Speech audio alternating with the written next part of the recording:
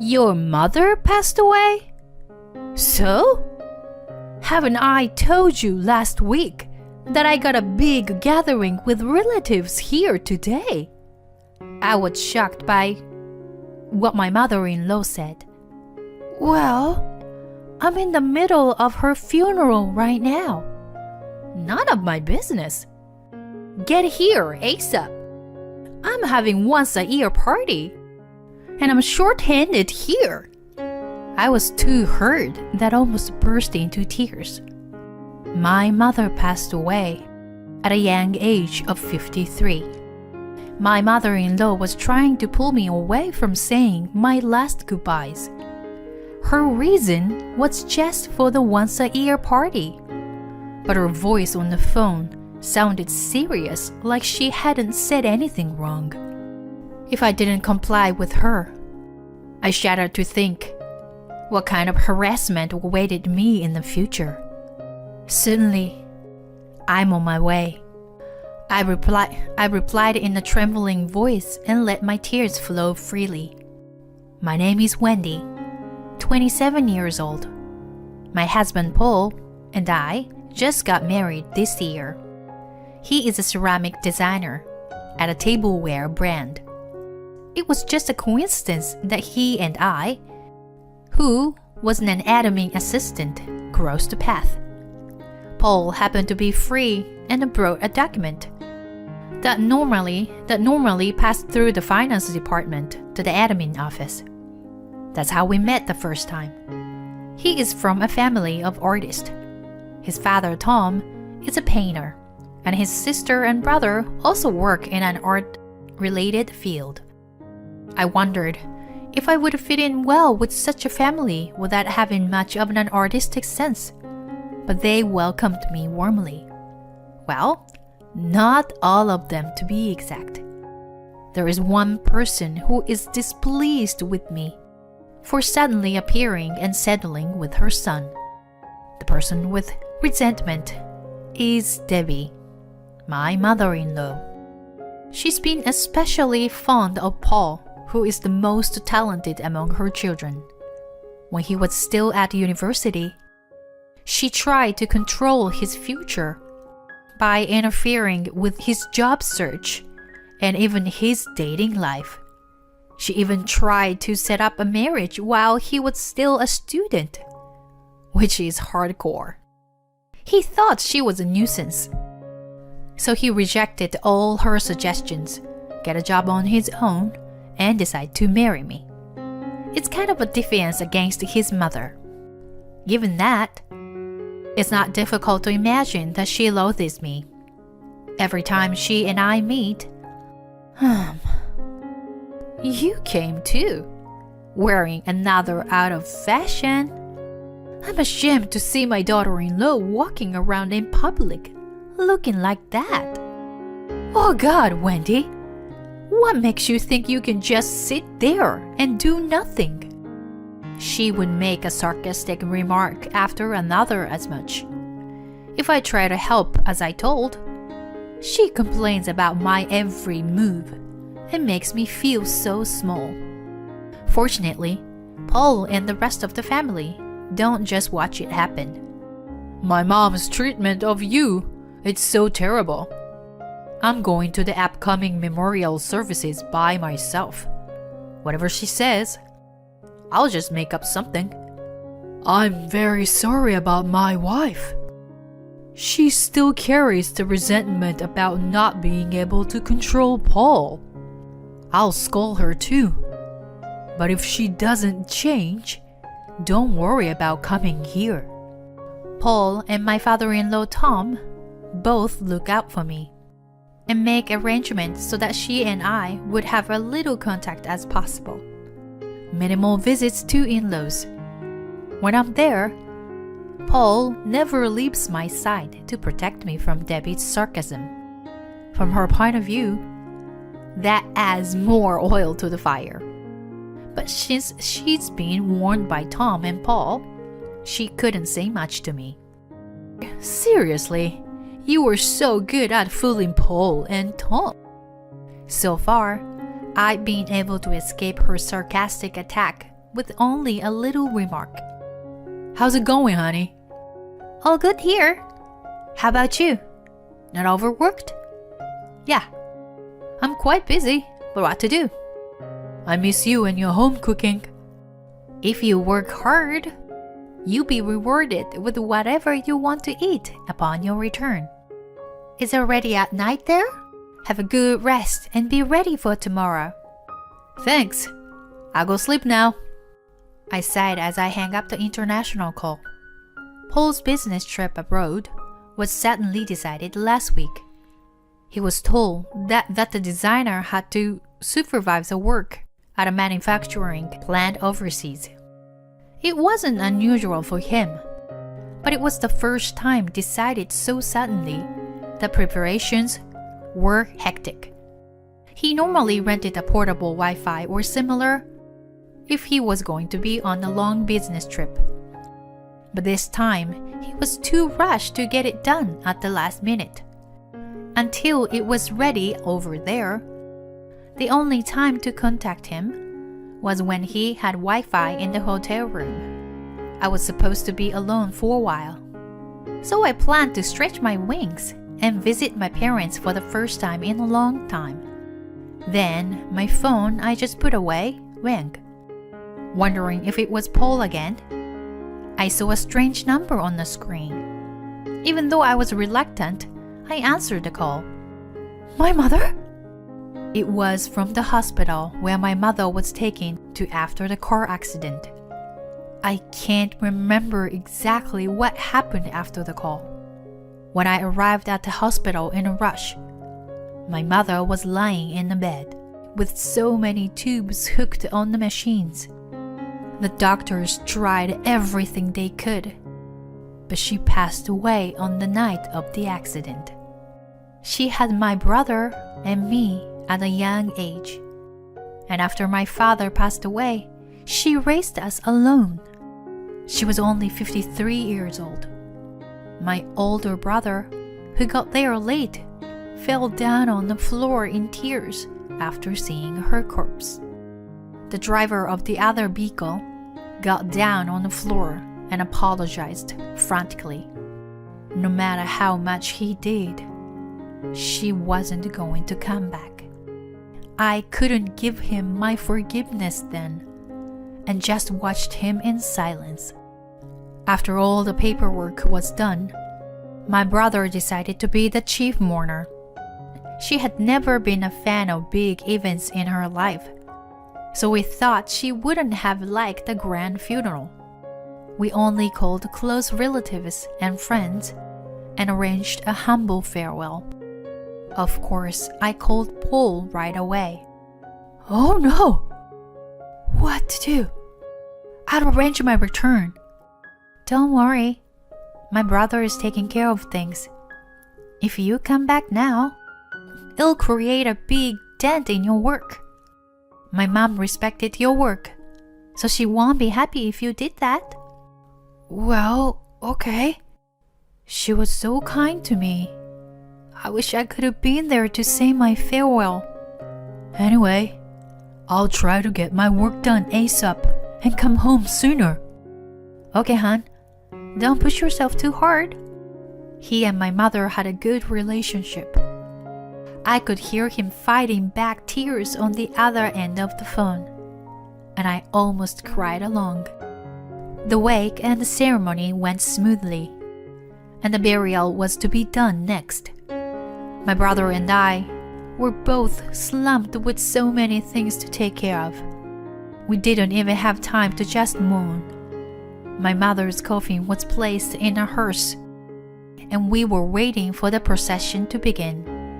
Then I realized that my phone in my bag had numerous missed calls. I thought those were from my mother's friends, as I've already received many. Although I was fortunate to know there were so many people who cared about her.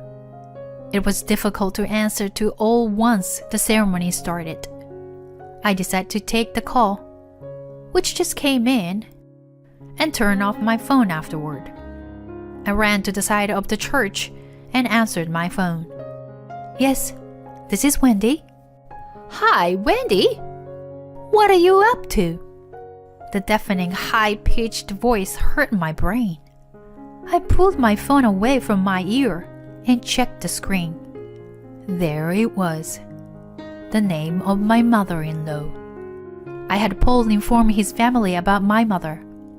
Tom had a family engagement, so he didn't come to the ceremony. Instead, he attended the wake the day before. Then I remembered he came along without Debbie. I wasn't surprised, as I expected her not to show up to the funeral of the mother of her resentful daughter-in-law. What am I up to? I'm in the middle of my mother's funeral. Oh, right. I think Tom mentioned something about it. By the way, I'm short-handed over here. Come and help me ASAP. Come over now?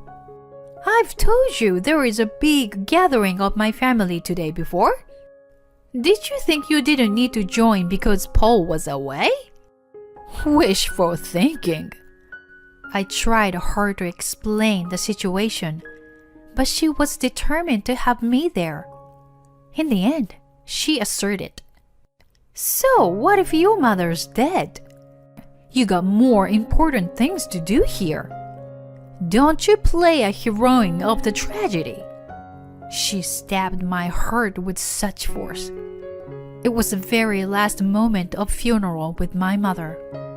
But if I didn't comply with her, I shuddered to think what kind of harassment awaited me in the future. I told my brother that I had some errands to run and drove off in a car. Fortunately, the in-laws' house wasn't so far from the church. I didn't even try to wipe my tears off and just maneuvered the handle. When I entered the in-laws' house, all the relatives were startled.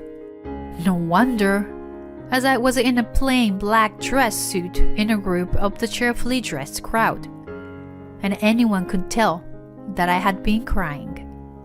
Debbie rushed over to me, not caring everyone was watching, and she spoke in a loud voice. "Finally, you're here! It's been hectic without enough help. At such an important time like this, making excuses about your family and stuff. I wonder if you have any sense of being a daughter-in-law of this family. In a situation like mine, who cared about your party?" "Wendy?" With no energy to argue, I was about to be dragged into the kitchen by Debbie. But I stopped when I was called from behind. I turned around to see one of the relatives with whom Paul had some business interactions, looking at me with a surprised look on his face. He seemed to find it hard to believe that I was there. "Why are you here?" Before I could answer him, Debbie quickly intervened. "I called her up in a hurry because there weren't enough people in the kitchen." Wendy tried to bail out with the excuse of some family stuff, even though everyone has gathered here. How dare she make up a lie in front of me? "But your mother is Heather Williams, right?" "Yes, right. My company informed me that she passed away, and there is a funeral today. I was told that the outsiders weren't allowed to attend, but prepare a condolence message. I am truly sorry for your loss. This happened so suddenly." "Thank you." Debbie looked puzzled at the exchange between me and the relative. She seemed to be totally at loss. The relative gave me a pat on my shoulder, scowled at her. "Debbie, dragging out a person who just lost her mother like this is indeed heartless," he sternly scolded her. Suddenly yelled at. She didn't seem to have a grip on reality and looked around pleadingly with blinking eyes. But all the relatives around us seemed to have known about my mother's obituary and gave her a cold stares. Wait, why? Why do you all know about her mother's passing? Of course, the death of the famous potter is the top news in the industry. My mother had made a name for herself as a potter for several years. It was originally one of the hobbies she took up when my brother and I became independent, but she quickly developed the talent for it. She became an up-and-coming craft artist whose name was known in the industry. Paul, who works for a tableware brand, and Tom, who was a painter, knew about and interacted with her. But Debbie was the only one who wasn't aware of it. In any way, it was easy to find out my mother was a potter with a click of a search. And I wasn't intentionally hiding the fact. It was just that she had no interest in me and never tried to get to know me. Most of the relatives from Tom's artsy family side were also involved in the art scene. There was even a few of them who offered to attend the funeral, but I had to turn them down for the reason being a closed ceremony. You didn't know that Wendy was the daughter of Heather, did you? In any case, you were an awful mother-in-law. She's clearly grieving. Yet you forced her to come to this meaningless gathering. The buzzing relatives were all judgmental towards Debbie. No, I didn't mean. Debbie looked flustered. Tried to say something in her defense, but her words were all jumbled and incomprehensible. Hearing the commotion, Tom rushed towards us through the crowd. He looked startled at the sight of me, and then immediately glared at Debbie. Debbie, what have you done? No, Tom, I didn't. Wendy. Tom turned to me, ignoring Debbie's mumble, and said, You better go back to the funeral now. I am so sorry, Wendy. She troubled you at a difficult time. He gave me a warm hug and prompted me to leave.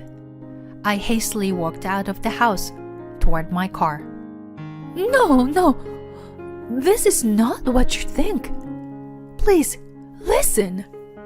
I heard Debbie's desperate scream coming out of the house, but I could care less at that point. I drove as fast as I could to the ceremony and was able to see my mother's coffin lowered into the ground. My brother was a little upset that I had left him alone to deal with everything, but I told him what really happened. What a pain in the butt! He was sympathetic and even seemed to be holding back his anger. A few days after the burial, Paul was able to finish his work and returned. We went to the gravesite to pray together. He deeply mourned my mother's passing, saying that he had respected her craftsmanship even before we met. Since the incident, Tom demanded a divorce from Debbie.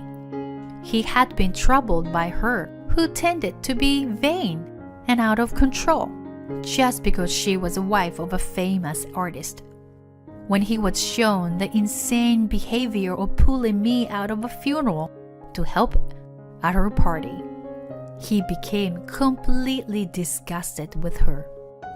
Debbie, who quit her job after marrying Tom and had been living a comfortable life as a housewife, is baffled and is resisting the divorce. Paul says if it went to trial, she would have no chance. Debbie had spent a large sum of Tom's saving in vain, and he has kept all the bank settlements as proof. I wonder if she would be able to make ends meet on her own after living a comfortable life as a housewife. but I remind myself that there is no need for me to worry about her. Our plan, my sister and brother are planning to move, so my mom won't come and bother them. Wow, seriously? She's been a pain in the neck to everyone in her family. By the way, hon, if you don't mind, shall we move too? During the business trip, I was asked to work there. You mean in Paris? Yeah. I know it might be a lot of trouble for you, but I'm astounded by the sudden, such a big suggestion. Relocating in Paris. It doesn't sound real to me. I have my mother's grave to take care of, and of course my work. So it's hard to decide right now, but sure, if you want to give it a try, I'll go along with you. I want to trust the person next to me. If my mother was here, she would push my back and say, "You go and take care of him," at his side. New life in a new environment. With this thought, I feel my gaze naturally look straight ahead. My mother's death was painful, and the series of events that followed was like a storm. By overcoming them, I will walk forward with Paul at my side.